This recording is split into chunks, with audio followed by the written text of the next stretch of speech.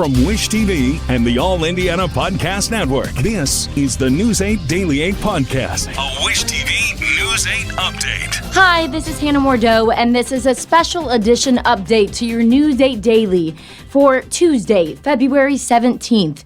This morning, we found out that Reverend Jesse Jackson has died. I may be poor, but I am somebody. I may be on welfare, but I am somebody. That's Reverend Jesse Jackson's signature I Am Somebody call and response, a feature of many speeches from the civil rights icon.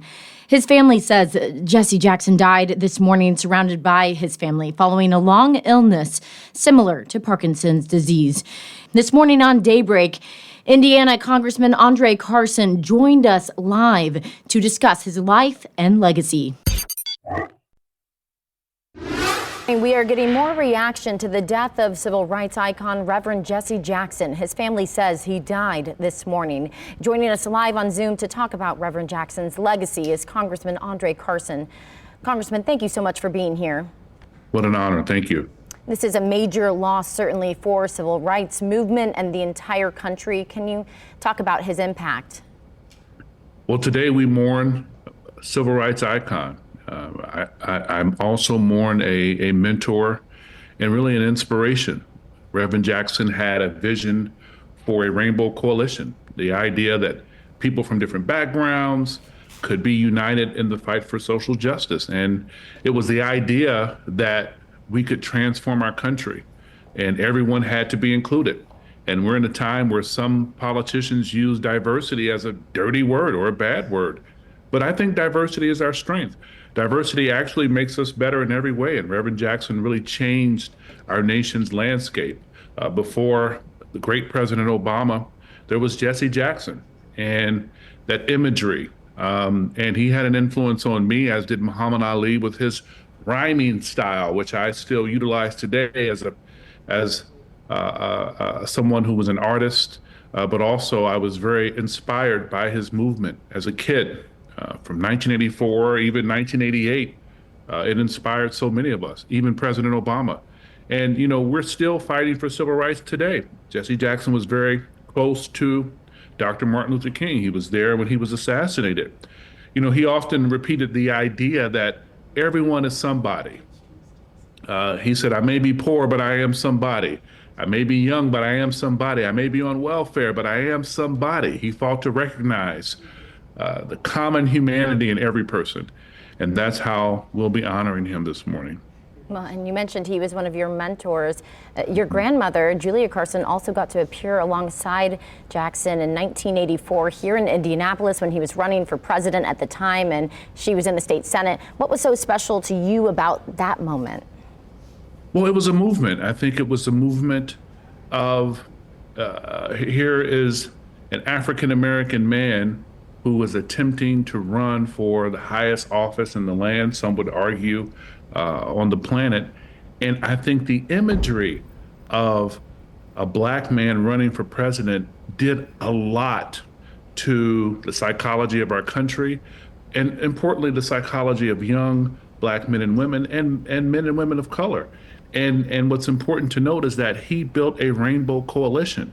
There were white brothers and sisters who helped him, Jewish brothers and sisters who helped him, South Asian, African, European, Arab, East Asian. It was truly a rainbow coalition, and it sowed the seeds for what we are really benefiting from today. On a personal level, do you have any memories you want to share of Reverend Jackson and his work?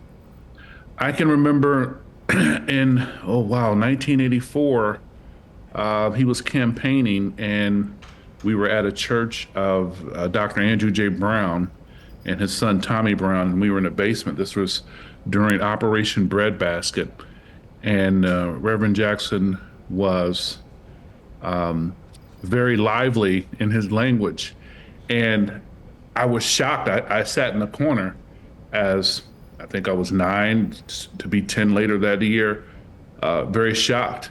And I think he noticed, because I was the only kid in the room, how shocked I was at this exchange between these local leaders.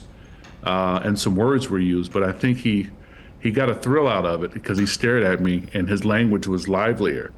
And I ran into him at the Democratic Convention a couple of years ago, and we talked about it.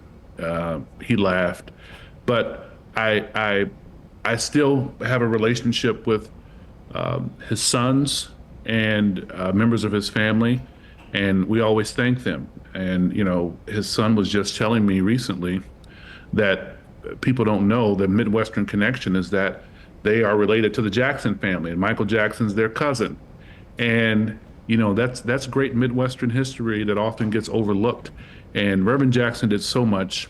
I hope history is kind to him because he deserves it. He sowed the seeds for what we're benefiting from today. We wouldn't have President Obama without Jesse Jackson, and many of us wouldn't be here with this idea that we could serve in some kind of way with the help of brothers and sisters from across the human family without the seeds that were sown by Reverend Jackson. A legacy that he will definitely leave behind. Representative Andre Carson, thank you so much for sharing your memories and your time with us this morning. We truly appreciate it. What an honor. Thank you, ma'am. Reverend Jesse Jackson was 84 years old. Again, this has been a special edition of your News 8 Daily podcast. I'm Hannah Mordeau. Always remember to watch us on Wish TV and, of course, on wishtv.com. This is the News 8 Daily 8 podcast, a Wish TV News 8 update on demand. For even more, on demand and on the go, connect with Wish TV on Facebook at wishtv.com and on the free Wish TV mobile app. Thank you for listening, and be sure to like, subscribe, and follow this podcast for updates every weekday morning on the All Indiana Podcast Network and wherever you get your podcast.